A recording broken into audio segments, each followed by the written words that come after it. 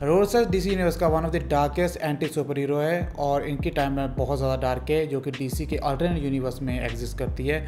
और ये बैटमैन की तरह अमीर तो नहीं है लेकिन बैटमैन से भी ज़्यादा बैडएस है जो कि क्रिमिनल्स को बहुत ही गंदे तरीक़ों से मारता है। और अगर आपने वॉचमैन मूवी देखी है 2009 वाली तो आपको पता होगा इस कैरेक्टर के बारे में। So welcome back to my channel guys. तो उम्मीद करता हूँ आप सब लोग बढ़िया होंगे। सो आज की इस वीडियो की रिक्वेस्ट करिए मेरे सब्सक्राइबर स्पीड स्ट्राइक करने। तो अगर आप भी अपने किसी फेवरेट कैरेक्टर की ऑरिजिन स्टोरी जानना चाहते हैं तो नीचे कमेंट जरूर करना कमेंट सेक्शन में और कोशिश करूंगा कि जल्दी जल्दी इस पर वीडियो ला पाऊँ। So now without wasting any moment let's begin the video.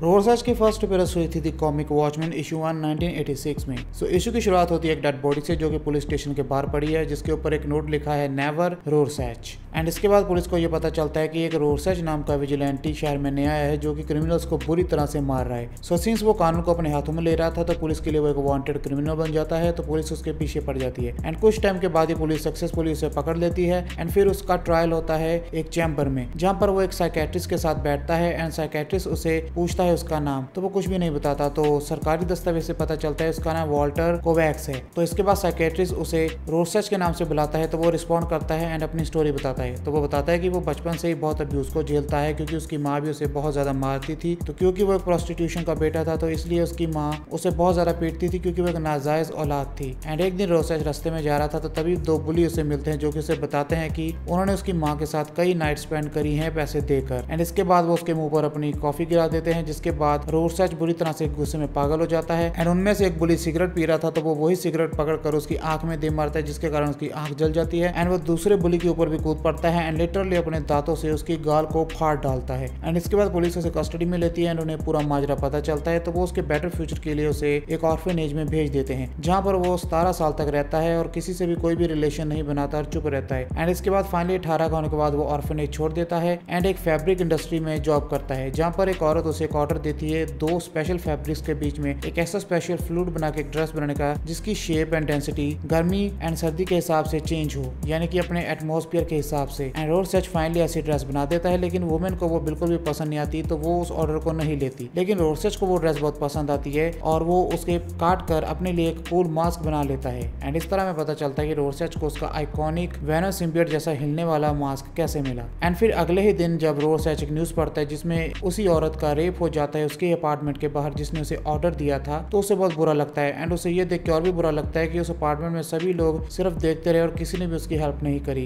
And इस इंसिडेंट के बाद रोडसर्च बुरी तरह से टूट जाता है एंड वो ये मान लेता है कि ह्यूमैनिटी इस दुनिया में बची नहीं है और ना ही इस दुनिया में गॉड का कोई एग्जिस्टेंस है। एंड इसके बाद वो रोडसर्च का मास्क पहनता है एंड डिटेक्टिव बन जाता है एंड इस तरह जन्म होता है रोडसर्च का। एंड उसके अच्छे काम एंड ब्रिलियंट माइंड के कारण वो वॉचमैन टीम की नजर में आता है एंड वॉचमैन उसे अपनी टीम का मेंबर बना लेते हैं। एंड इस तरह रोडसर्च वॉचमैन टीम का भी एक आइकॉनिक मेंबर बन जाता है। बट रोडसर्च के पास बैटमैन की तरह बहुत ज्यादा पैसा नहीं था, वो एक गरीब आदमी था तो इसलिए वो अपने इक्विपमेंट्स के लिए नाइट ऑल के ऊपर रिलाई करता था। एंड नाइट ऑल भी उसे अपने सभी के सभी इक्विपमेंट्स बड़ी खुशी से दे देता था क्योंकि वो दोनों अच्छे दोस्त थे। एंड इसके बाद साइकेट्रिस्ट उसे पूछता है कि लेकिन फिर भी हमें यह नहीं पता चला कि तुम इतने बुरी तरीके से घिनौने तरीके से क्रिमिनल्स को क्यों मारते हो। एंड इसके बाद वो साइकेट्रिस्ट रोडसर्च को उसका मास्क दिखाता है जो कि फ्रेम में जड़ा था। तो वो उसे बताता है कि इससे तुम्हें कुछ याद आया। तो फिर उसे याद आता है कि हाँ। तो वो बताता है कि मैं एक बार एक केस को इन्वेस्टिगेट कर रहा था जिसमें एक 9 साल की लड़की का किडनैप हो गया था। तो एक दिन एक आदमी पे उसे शक पड़ा तो वो उसके घर में उसे इन्वेस्टिगेट करने के लिए गया तो वहां पर उसे कुछ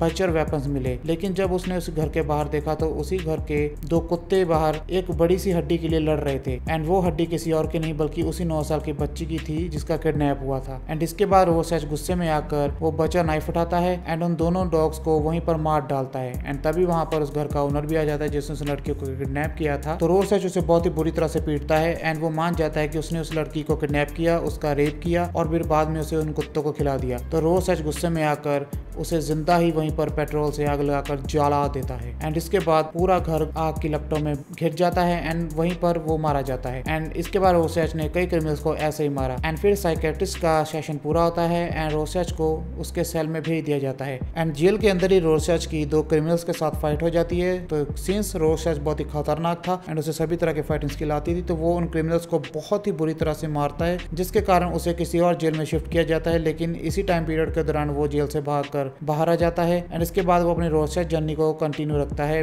वो भी बिना वॉचमैन टीम के। एंड इसके बाद एक दूसरी दुनिया का एलियन न्यूयॉर्क के ऊपर अटैक करने का प्लान बनाता है एंड जब रोरसैच उसके बारे में पता चलता है तो वो न्यूयॉर्क को इसके बारे में बताने के लिए जाता है, लेकिन उसे रास्ते में डॉक्टर मैनहट्टन रोक लेता है। एंड डॉक्टर मैनहट्टन उसे यहाँ पे क्यों रोकता है इसको मैं इसमें ये रिवील नहीं करूंगा, क्योंकि ये पूरी की पूरी वॉचमैन की मूवी और कॉमिक का जो प्लॉट बेस है वो इसी के ऊपर बेस है। सो अगर मैंने यहाँ बता दिया तो आपका मजा खराब हो जाएगा। तो आप वॉचमैन मूवी देख सकते हो इसके लिए, 2009 की वॉचमैन मूवी बहुत ही अमेजिंग है। हाँ थोड़ी बोरिंग है, लंबी है, लेकिन अच्छी मूवी है। तो उसमें आपको पता चलेगा कि आखिर डॉक्टर मैनहट्टन ने रोरसैच को क्यों मारा। तो लोगों को बचाना रोरसैच का फर्ज था, तो इसलिए वो अपने काम से पीछे नहीं हटता, लेकिन वो ये भी जानता था कि ऐसा करने से डॉक्टर मैनहट्टन उसे मार डालेगा। सो वो बिना किसी खौफ के अपना मास्क उतार कर डॉक्टर मैनहट्टन को कहता है कि अगर तुम मुझे मारना चाहते हो तो मार डालो, डू इट। एंड इसके बाद डॉक्टर मैनहट्टन अपनी पावर का यूज करते हुए रोरसैच की बॉडी के चिथड़े चिथड़े उड़ा देता है एंड फिर वहां से चला जाता है। एंड ये सीन इतना आइकॉनिक है कि इसे मूवी में भी बिल्कुल डिट्टो ही दिखाया गया था। बट सिंस की रोरसैच बहुत ही ज्यादा इंटेलिजेंट था, तो वो अपने सभी एविडेंस, अपनी स्टोरी को एक डायरी में लिखकर उसे न्यूयॉर्क की सबसे बड़ी न्यूज पब्लिश कंपनी को भेज देता है एंड मरने के बाद भी रोरसैच अपना काम कर जाता है। So thanks for watching. So ये थी origin story of Rorschach. I hope कि आपको वीडियो पसंद आई होगी